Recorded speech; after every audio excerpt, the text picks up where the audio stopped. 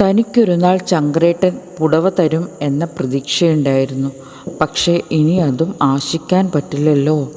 ജാനകി ദീർഘനിശ്വാസം ഉതിർത്തു. മിഴികൾ നനഞ്ഞു. അല്ലെങ്കിലും ജാതകദോഷമുള്ള തനിക്ക് ആര് പുടവ തരും? ചുമതലയുള്ള അച്ഛൻ ജീവിച്ചിരിപ്പില്ല. പ്രായം പോലും തനിക്ക് കഴിഞ്ഞിരിക്കുന്നു.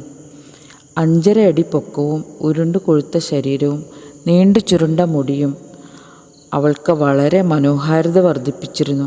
തൊണ്ടിപ്പഴം പോലെ ചുവന്നു തുടുത്ത അധരങ്ങൾ വർണ്ണനാതീതമായിരുന്നു.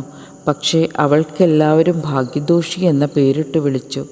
ജാനകി കമ്പനിയിൽ പോയി കിട്ടുന്ന കാശ് നിത്യവൃത്തി കഴിഞ്ഞ് അല്പം മിച്ചം പിടിച്ച 2 വളകളും 2 കാതിൽപ്പൂവും 1 മുല്ലമുട്ടുമാലയും 1 മോതിരവും വാങ്ങി സ്വരൂപിച്ചിട്ടുണ്ട്. അതവളുടെ രഹസ്യമായിരുന്നു. തന്നെ പ്രണയിക്കുന്ന തൻ്റെ പ്രിയതമനു വേണ്ടി മനോഹരിയായി അണിഞ്ഞൊരുങ്ങാൻ കാത്തുവെച്ച നിധി. ശങ്കരന് ഇന്നേ വരെ പുതിയതൊന്നും ലഭിച്ചിരുന്നില്ല. ഏട്ടൻ ഉടുത്ത് പഴകിയ വസ്ത്രങ്ങളായിരുന്നു അവൻ ഇതുവരെയും ധരിച്ചിരുന്നത്.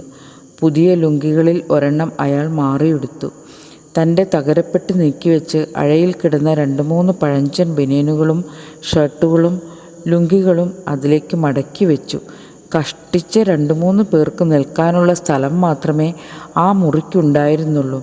അതിൻ്റെ ഒരു ഭാഗത്ത് ഒരു പടിയും പടിയിൽ പുതിയതായി വാങ്ങിയ കിടക്കയും പടിക്ക് കിടക്കയെ ഉൾക്കൊള്ളാൻ തക്കവണ്ണം സ്ഥലം തികയാത്തതുകൊണ്ടാവാം കിടക്കയുടെ ഇരുഭാഗവും പുറത്തേക്ക് തൂങ്ങിക്കിടന്ന് അതിൻ്റെ എല്ലാ അപര്യാപ്തതയും ചൂണ്ടിക്കാട്ടുന്നുണ്ടായിരുന്നു.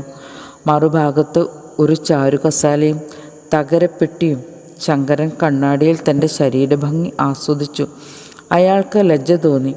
പച്ചക്കറികൾ വിൽക്കുവാൻ ചന്തയ്ക്ക് പോയപ്പോൾ ഒരു കണ്ണാടി വാങ്ങി സൂക്ഷിച്ചതായിരുന്നു. ഏട്ടൻ്റെയും കുട്ടികളുടെയും മുറിയിൽ നിലക്കണ്ണാടികളുണ്ട്. പക്ഷേ അവിടെയൊന്നും തനിക്ക് പ്രവേശനമില്ല. തൻ്റെ വിവാഹം നിശ്ചയിച്ചപ്പോൾ തനിക്കതിനുള്ള യോഗ്യതയുണ്ടോ എന്നറിയാനുള്ള ഒരു ചെറിയ പരീക്ഷണം. അയാളുടെ ചുണ്ടിൽ ഒരു മന്ദസ്മിതം വിരിഞ്ഞു. കട്ടിമീശയും കൂട്ടുപുരികവും ചുരുണ്ട മുടിയും വിരിഞ്ഞ നെഞ്ചും ആണിനൊത്ത വണ്ണവും തൻ്റെ പ്രത്യേകതയാണെന്ന്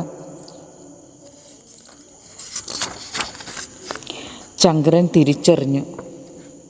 പിറകിൽ ആരുടെയോ മുരടനക്കം ശ്രവിച്ച് ശങ്കരൻ തിരിഞ്ഞു നോക്കി. ഒരു കള്ളനോട്ടവുമായി ബാല്യക്കാരി കാർത്യായനി. പെട്ടെന്ന് തൻ്റെ കുറിയാണ്ടുകൊണ്ടയാൾ ശരീരം മറച്ചു. ഇത് ധരിച്ചു വരാൻ അമ്മ പറഞ്ഞു.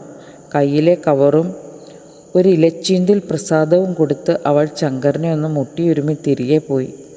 തൻ്റെ മുറിയിൽ ഒരിക്കലും പ്രവേശിക്കരുതെന്ന് താനവൾക്ക് അന്ത്യശാസനം കൊടുത്തിരുന്നു. വയസ്സ് തന്നേക്കാൾ കൂടുതലുണ്ടെങ്കിലും കയ്യിലിരിപ്പ് വളരെ മോശമായിരുന്നു എന്ന് തനിക്ക് ബോധ്യപ്പെട്ടതാണ്. ഭക്ഷണം എടുത്തു തരുമ്പോഴും തനിക്ക് സമീപം വരുമ്പോഴും ഒന്ന് സ്പർശിക്കാനും കൊഞ്ചിക്കുഴയാനുമുള്ള അവളുടെ ആവേശം ശങ്കരന് അസഹിഷ്ണുത ഉളവാക്കിയിരുന്നു. കഴിഞ്ഞ നവരാത്രി ദിനം എല്ലാവരും ക്ഷേത്രത്തിൽ പോയ തക്കം നോക്കി അവൾ തന്നരികിൽ വന്നത് ശങ്കരൻ ഓർത്തു. ബാക്കി ഓർക്കാൻ തന്നെ അയാൾ അറച്ചു.